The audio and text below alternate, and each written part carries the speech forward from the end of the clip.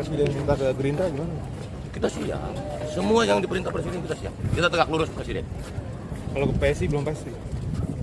Ikut perintah Pak Presiden Prabowo. Siap. Ya kan kita anak buahnya Pak Prabowo, masuk kita nggak ikut. Makasih Ya. Mas Muni. Ya. Menteri Koperasi Saudara Budi Ari Setiadi. Ini masuk PSI kok, bukan? Oh.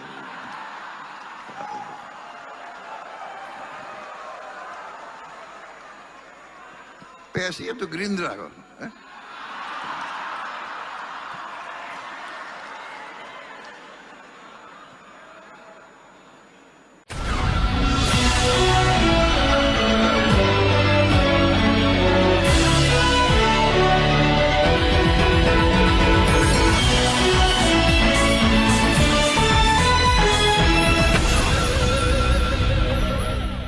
Halo, apa kabar? Assalamualaikum warahmatullahi wabarakatuh. Senang sekali saya Haris Bunarif bisa kembali menjumpai Anda semua.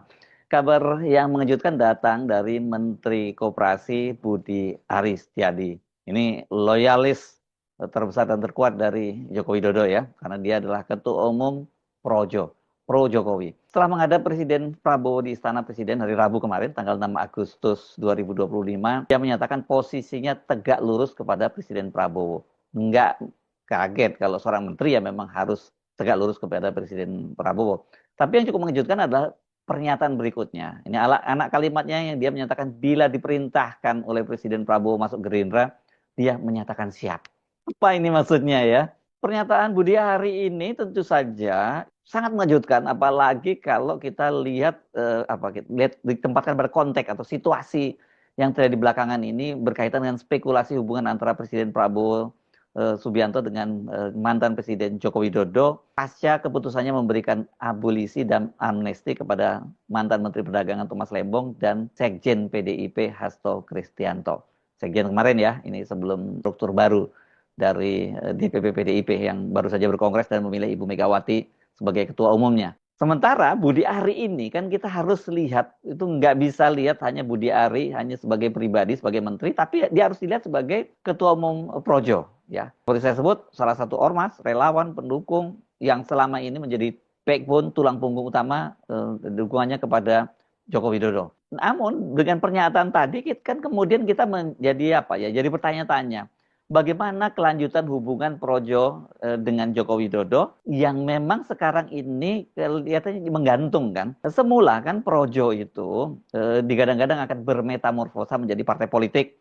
Dan sudah disebut bahwa yang akan menjadi ketua umumnya adalah Joko Widodo. Jadi ini adalah kendaraan politik, partai politik yang disiapkan setelah Joko Widodo lengser menjadi presiden. Secara struktur saya kira memang cukup siap, mereka tinggal ganti nama atau diganti status dari ormas ke parpol dan kemudian mereka bisa langsung jalan gitu. Tapi ini ternyata rencana Kongres Projo itu sampai sekarang tidak terwujud. Semula kan direncanakan tuh Desember tahun lalu yang akan dilaksanakan di Solo. Tiba-tiba saja ketika dalam tengah persiapan itu kan muncul kemudian badai yang melanda Budi Ari Setiadi berkaitan dengan ditangkapnya sejumlah orang dari Kementerian Kominfo sebelumnya yang disebut sebagai mafia pelindung judol. Dan nama Budi Ari itu dikait-kaitkan dalam kasus itu, bahkan dia ada dalam pusaran besar dari mafia pelindung judol itu, karena sejumlah saksi yang berlangsung di pengadilan, kan sekarang sudah dilimpahkan pengadilan, itu menyebutkan bahwa Budi Ari lah sebenarnya pemain utama di situ, karena disebutkan bahwa dalam pembagian komisi untuk pelindung judi online itu justru Budi Ari yang mendapat bagian yang terbesar, yakni 50%. Gitu ya, 50% Budi Ari, Tony Tomang 30%, dan kemudian Budi Kismanto itu operatornya 20%, dan semua nama itu kemudian merujuk kepada Budi Ari Setiadi. Jadi banyak orang yang kemudian sebenarnya mendesak agar Budi Ari segera diproses, tapi orang melihat ya karena dia masih jadi orang kepercayaannya Joko Widodo, ya maka dia kemudian sementara ini tidak diusik-usik. Bahkan posisinya sebagai menteri pun juga aman-aman saja. Padahal orang banyak memperkirakan bahwa Budi Ari ini adalah salah satu menteri yang tadinya akan menjadi target pertama reshuffle. Ya, karena dia orangnya Jokowi. Yang kedua, keterlibatannya dia dalam dugaan menerima suap atau gratifikasi dalam perlindungan terhadap situs-situs judi online yang dilakukan semasa dia masih menjadi Menteri Kominfo. Projo ini sampai sekarang memang nasibnya tidak menentu, apalagi setelah kemudian Jokowi ternyata lebih memutuskan untuk membesarkan PSI. Secara resmi dia belum masuk PSI, tapi dia sudah menyatakan dia akan bersama PSI, all out membesarkan PSI. Dan pada tanggal 19 sampai 20 Juli lalu kan PSI sudah menggelar kongresnya di Solo dan memilih kembali Kaisang Pangarep, putra bontot dari Joko Widodo sebagai ketua umumnya. Bagaimana dengan Jokowi? Jokowi digadang-gadang akan menjadi ketua Dewan Pembina. Dan Kaisang itu sudah memberikan clue bahwa nanti akan ada seorang tokoh dengan inisial J yang akan jadi ketua Dewan Pembina dari PSI. Orang kemudian mengkait-kaitkan nama J tentu saja berkaitan dengan Jokowi, apalagi ngomong Kaisang. Tapi penting dicatat juga bahwa sekarang ini, atau bukan sekarang ya, sebelumnya Ketua Dewan Pembina bahkan inisiator dari PSI itu inisialnya juga J, yakni Jeffrey Giovanni. Ini seorang warga Indonesia tapi yang lebih banyak tinggal di Singapura, dan dia kelihatan lebih banyak di belakang layar dalam berbagai hiruk pikuknya PSI. Tapi kalau menyimak pidato dia pada penutupan Kongres yang menyatakan bahwa dia memerintahkan para kader PSI untuk mendapatkan keluarga Jokowi di PSI, kalau enggak ya PSI itu akan selesai, ya kemungkinan besar yang ya Jokowi yang akan menjadi ketua Dewan Pembinanya. Bisa jadi mungkin malah duet double J gitu ya, Jokowi dan Jeffrey Giovanni yang akan berduet di Dewan Pembina, di struktur Dewan Pembina. Saya tidak tahu nanti posisinya, satu jadi ketua Dewan Pembina, atau kemudian satunya lagi menjadi wakil ketua Dewan Pembina, atau yang satu menjadi ketua Dewan Pembina, yang satunya menjadi sekretaris Dewan Pembina. Tapi yang jelas ini salah satu dari inisial J yang akan jadi ketua Dewan Pembina, dan kelihatannya calon kuatnya kalau semuanya masih mulus, kalau tidak terjadi gonjang-ganjing, ya Jokowi yang akan menjadi ketua Dewan Pembinanya. Kalau kita ngomongin Kongres PSI ini kan tadinya banyak orang yang menduga Presiden Prabowo itu hanya bercanda ya, ketika dia mengabsen menterinya satu persatu. Kan ini kebiasaannya Pak Prabowo, dalam setiap acara semua menterinya itu diabsen satu persatu. Makanya kalau ada acara-acara semacam ini, para menterinya atau wakil menterinya yang dari partai-partai itu nggak datang, karena nanti kalau diabsen sama Pak Prabowo nggak hadir itu jadi persoalan. Dan pada saat giliran dia menyebut nama Budi Ari, kan Pak Prabowo itu kemudian cara nggak tahu saya serius atau bercanda, dia nanya, jadi masuk PSI atau Gerindra? Coba kita simak sekali lagi ya apa yang disampaikan oleh Pak Prabowo pada saat penutupan Kongres PSI itu. Menteri Koperasi Saudara Budi Ari Setiadi. Ini masuk PSI kok, bukan? Oh.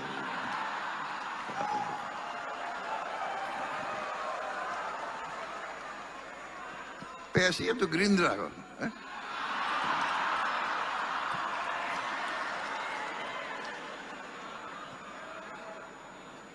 Nah, itu semua kan orang lihatnya, ya ini Pak Prabowo kan suka bercanda-bercanda, tapi saya memperhatikan Pak Prabowo sering benar bercanda-canda. Kalau orang Jawa menyebutnya ini guyon-guyon parikeno, bercanda tapi serius.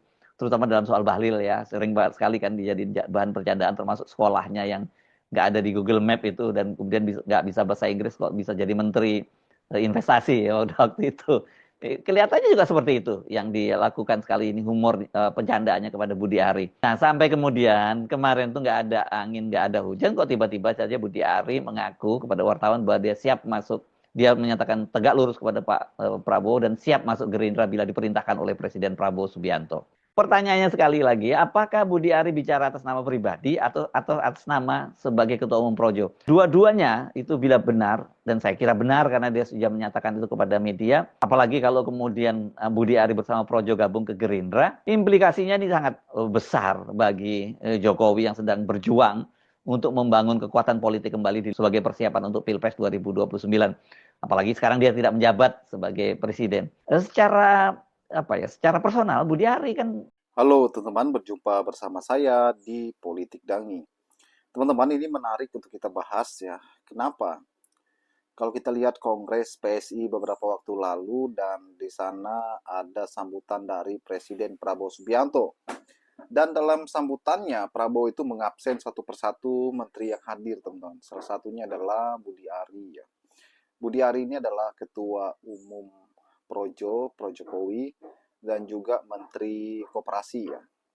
Nah, yang menarik adalah ketika Pak Prabowo langsung mengatakan Pak Budi Ari mau masuk PSI atau Gerindra. Nah, ini teman-teman, letak di mana serunya ya.